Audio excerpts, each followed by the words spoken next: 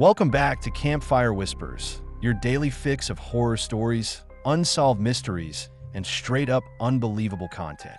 My name is Eki, and today I'm sharing a story called He Never Stopped Smiling. Erin hadn't planned on coming back. Hollow Creek wasn't home. It was a scar, a quiet, overgrown town tucked between hills and dense pine forest, the kind of place where the silence never felt peaceful. It was too still, like something beneath the surface was holding its breath. Her childhood there had been shaped by whispered conversations, creaking floorboards, and windows that never fully shut out the dark. The old house her mother kept always felt colder than it should have, even in summer. She left at 17, barely.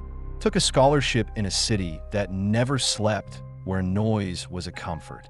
She told herself she'd never look back. But now, a decade later, she was back in Hollow Creek, keys in hand, standing before the sagging porch of a house that had haunted her dreams since she was a girl.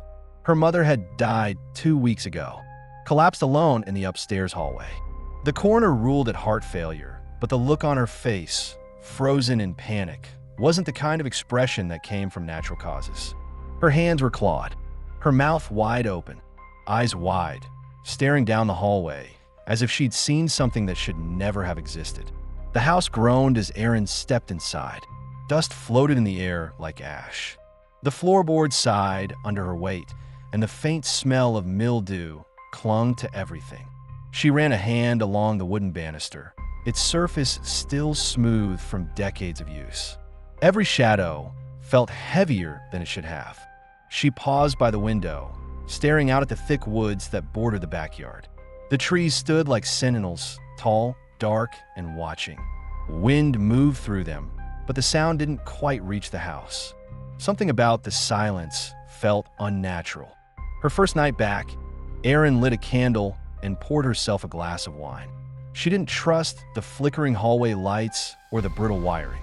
As she sat in the creaking porch chair, letting the candlelight flicker against the old wooden rail, her eyes were drawn to the woods. Something was off. Between the trees, just beyond the edge of visibility, she noticed a strange silhouette.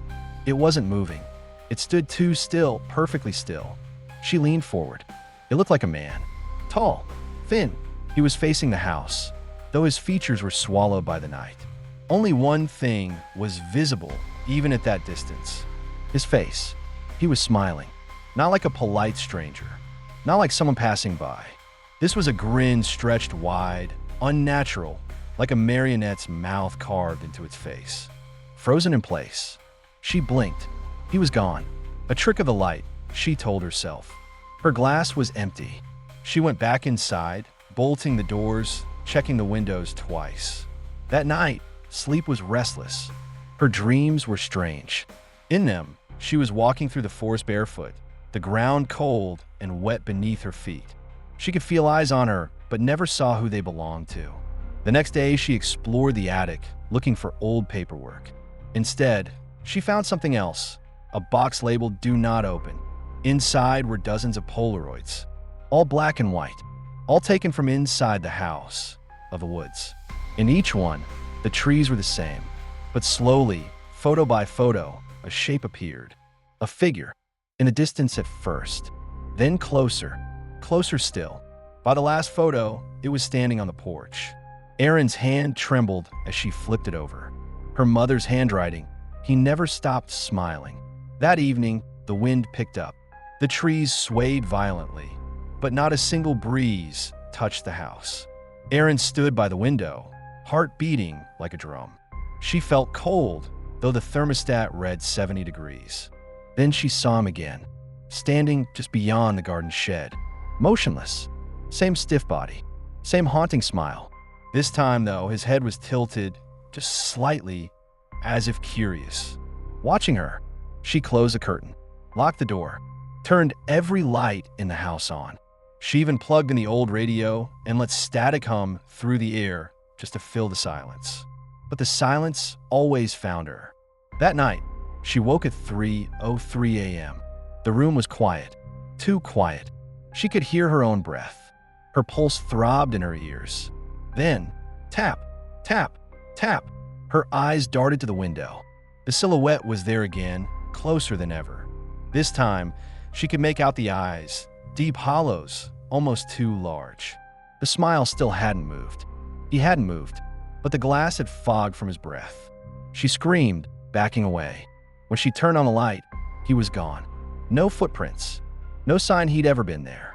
Desperate for answers, Erin went to the diner in town. The same red leather booths, the same old men drinking bitter coffee and watching the world decay. She asked if anyone remembered her mother. One of them, a man with cataract-clouded eyes, said softly she saw him too. Saw who? He didn't blink. The smiling man. That's not a real thing, she said, but the denial didn't sound convincing even to herself. The man leaned forward. He lives in the trees. Appears when you return to where you don't belong. Once he sees you, once you notice him, he follows. But he never runs. He only watches. She left before he could say more. That night, she didn't sleep. The air felt thick, heavy with pressure. She lit candles in every room and left salt at every door like her mother used to. At 3:03 a.m., the lights flickered. Then the power went out completely. The silence was total. No wind, no creaking, not even her breath. Then came the sound of footsteps. Upstairs. Slow, deliberate, measured. She stood frozen in the kitchen, clutching a flashlight that flickered more than it glowed. The steps moved down the hallway, then paused, then a whisper. You saw me first. The bulb died. She bolted to the basement, heart in her throat. As she slammed the door behind her, she noticed something horrifying. The back door had been unlocked. She never left it unlocked. In the basement, cold, damp air wrapped around her like fingers. And then, on the far wall, she saw something new. More photos. Her, standing at the window, sitting on the porch, sleeping in bed. They were all taken from outside. And in every one, the smiling figure grew closer. In the last photo, taken just hours ago, he was inside the room. They never found Erin. Her car was in the driveway. Her phone left on the hallway floor. No signs of a break-in. No signs of struggle. Only the photographs remained. In the final one, taped to the bathroom mirror, the words were written in smudged ink. He smiles because he's already inside. If you enjoyed this story, please leave a like and subscribe to the channel. Join me next time for more unbelievable tales on Campfire Whispers.